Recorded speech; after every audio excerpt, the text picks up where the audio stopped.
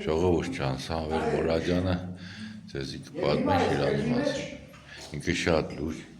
գիտակ է։ Ես ձեզ որ Հովհաննես Շիրազն էլ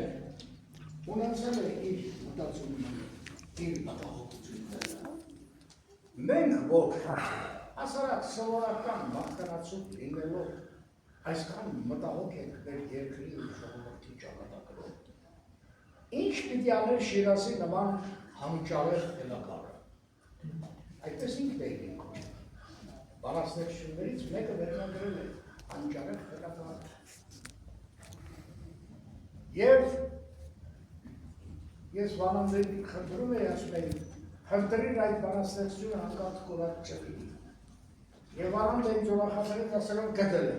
կա բանաստեղծություն։ Որտեղ ես անգիր հիշում էի, հիմա ինչքան էր, որ ես անգիր հիշեմ,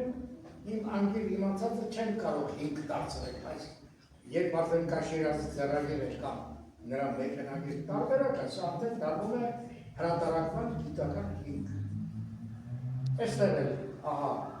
մի բանաստեղծություն ընդամենը երկու տող եւ այդ երկու տողի մեջ